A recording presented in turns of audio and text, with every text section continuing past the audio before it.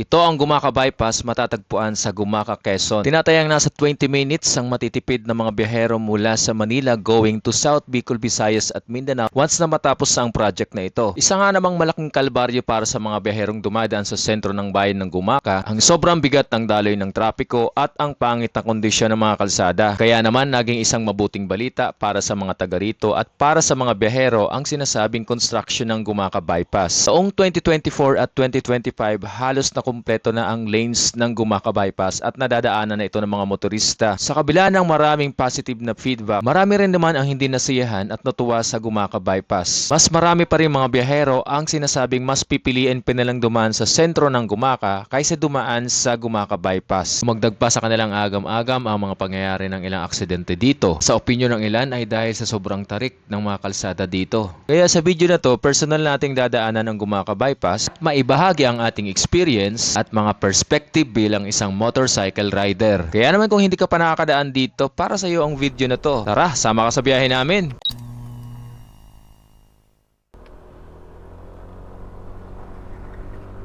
Doon na sila nagbahay, ilang araw na siguro sila dyan.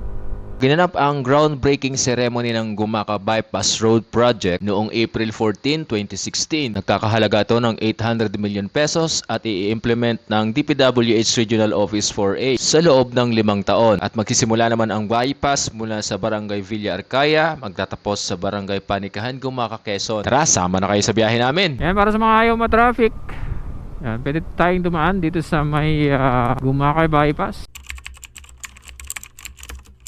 Siguro dito na lang tayo dumaan ba? Walang truck. Bakit? No truck daw eh. So entrance natin, Villa Arcaya, Gumaca, Quezon. Ito nga palang biyahe natin ay nakaraang July 2025. Kung biyaheng south ka, bali ang entrance ng Gumaca Bypass ay dito sa Barangay Villa Arcaya, Gumaca, Quezon. 4 lanes yung pinasukan natin kanina, pero pagdating natin dito sa bandang unahan ay 2 lanes pa lamang, pero maayos ang mga sementadong kalsada. So this is almost 13 kilometers. Mapapansin nyo na talagang smooth pa yung biyahe natin dito. Alas 4 na tayo dumaan dito kaya napaka-relaxing. Malamig ang simoy ng hangin at saka maganda talaga ang mga tanawin. Ito na yung pinakaunang ahon na madadaanan natin. Mukha lang siyang tuwid pero sa personal pa ahon talaga yan. At kitang-kita nyo naman talagang malayo. Para sa isang 155cc na motor at may angkas, wala namang problema para sa amin ang ahon na ito. Pansin nyo yung truck na yun, gapang talaga. Yung talaga haba kasi ng akyatin na ito. Itong parting ito, hindi pa ito masyadong matarik. Ang problema dito, napakahaba ng ahon. Kung maalala ko, parang naka-half throttle ako dyan. 40 to 50 kph lang para hindi masyadong persado yung motor. So pag dito ka dumaan, talagang dahan-dahan lang. Ayan, akala mo lang pantay pero pag ikaw ang dumaan, paahon. Sabing haba. Haba ng ahon. So dito tayo sa pinaka mataas na bahagi or parang view deck dito sa may Gumaca Bypass. Yan maraming mga nakatambay nga, mga kapehan dyan Ito nga pala ang Gumaca Bypass View Deck. Isa na ito sa mga paboritong stopover ng mga rider dito. Magandang spot para makapagkape, makapag-relax, makapagpahinga bago sumabak sa mainit na biyahe. Tanaw pala mula dito ang view ng Lamon Bay. At talaga namang ma-appreciate mo ang ganda ng kalikasan mula dito. Pag biyaheng south ka, paglagpas natin dyan sa Gumaca Bypass View Deck, magsisimula na ang mga palusong na parte ng Gumaca Bypass. Pinapayo pala natin ang pag-iingat sa mga bandang kanan kasi bangin yan. At wala pang mga nakalagay na mga barikada o mga harang. Slow down, accident prone area. Ayan, so pag nakakita nyo to, ito yan napakatirik dito. Yan, may view deck sana dito, pero yan so kung titingnan nyo, napakatirik nyan.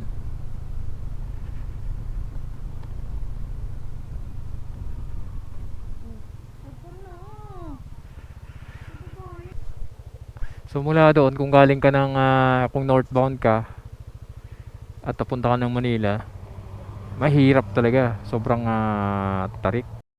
Ayan napakapayapang dumaan dito. Ayan halos wala kang makakitang sasakyan, puro nyug.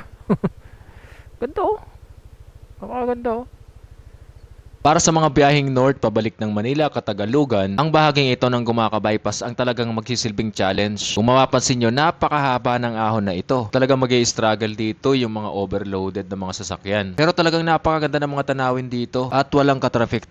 Kaya tara, tuloy na tayo sa ating biyahe.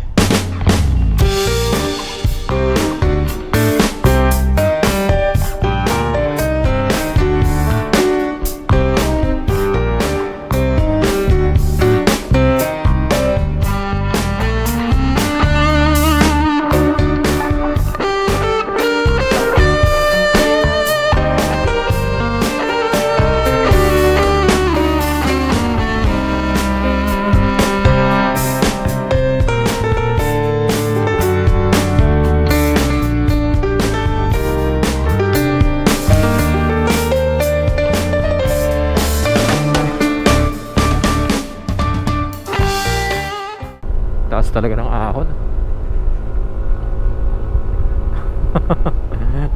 Pero grabe, solid. Solid.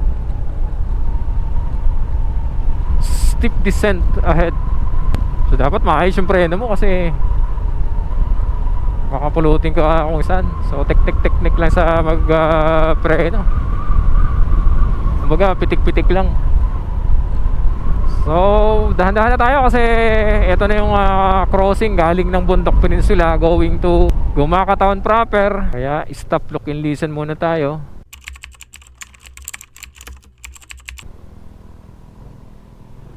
Okay, eto. Isa to sa mga struggle talaga dito kasi pagdating mo dyan sa crossing, syempre titigil ka. Eto na ngayon, wala kang buwelo. Para sa mga biyaheng south, ang crossing na yun ang pinakamahirap at pinakamahabang akyatin dito. Lalo para sa malalaki at mabibigat na sasakyan. Kawawa naman.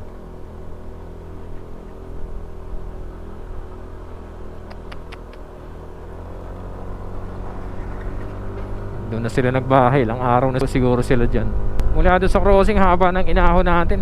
Dito sa bahaging ito talaga tayo nakaramdam ng hirap ng pag-ahon. Dire-diretsong paahon niya. Kung di ako nagkakamali, naka full throttle tayo dito. Based sa experience natin, yung haba ng ahon talaga ang pinaka-problema. Kaya kung makakasabay kayo rito, kaya makakakita ng malalaking truck, mapapansin nyo talagang dahan-dahan sila sa pag-akyat. So kung southbound ka, bali dalawang mahabang ahonin ang poproblemahin natin. Umaga ka naman duman dito. Okay naman, napakaganda talaga duman. Ayan oh. Lalo nag-ulan-ulan na. Kaya maganda ang tubo ng mga kahoy. Ganda ng tanawin talaga. Napaka-refreshing niya. Napaka-relaxing lalo pag ewan ko lang no? Sa mga nakamotor kasi talagang napaka-relaxing niya. Wow! Ganda naman talaga kasi oh. Tanaw na tanaw mo dito yung kababaan ng Lamon Bay oh.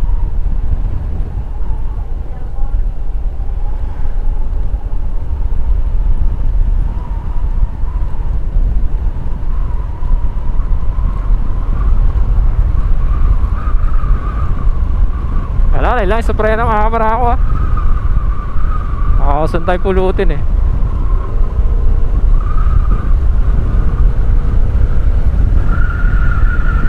Alright, let's go! Gumaca bypass gaming tayo mga kabarako. Pag southbound ka mula doon sa intersection na dinaanan natin kanina, wala na tayong ibang may encounter na paahon, kundi puro palusong naman. Yan ang bagong ulang natin. Tsaka bagong brake. Balik tayo ng bagong brake pads.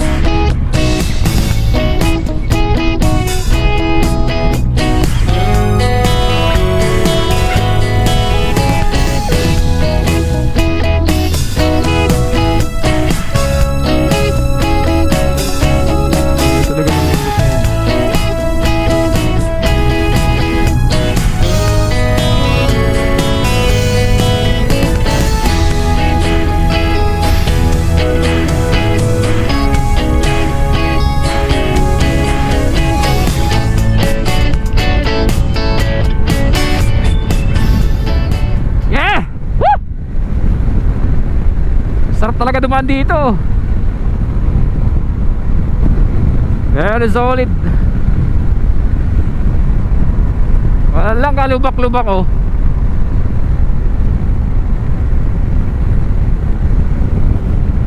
So Panikihan, Gumaca, Quezon ang exit natin.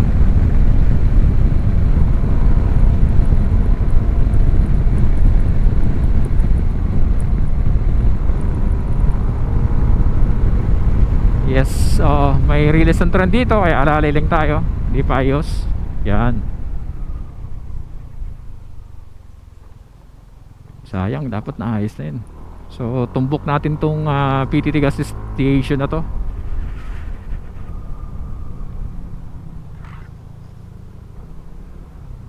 So back to Maharlika Highway tayo mga kabarako ha. Gumaca, Quezon. Nasubukan nyo na bang dumaan dito sa Gumaca Bypass? O kaya naman gugustuhin nyo bang dumaan dito? Sa perspective natin bilang isang motorcycle rider, generally safe at maganda dumaan dito sa Gumaca Bypass. Dapat nasa kondisyon ang ating mga sasakyan at hindi overloaded para naman doon sa mga naka 4 wheels. Para sa amin na laging umuwi ng Bicol, magandang alternatibo ito kaysa dumaan sa sentro ng Gumaca. Para naman sa mga delivery truck at mabibigat na mga sasakyan, siguraduhin nasa tamang kondisyon ang ating mga sasakyan bago tayo dumaan dito sa Gumaca Bypass. Lagi tayong mag-iingat sa ating mga biyahe. God bless and ride safe.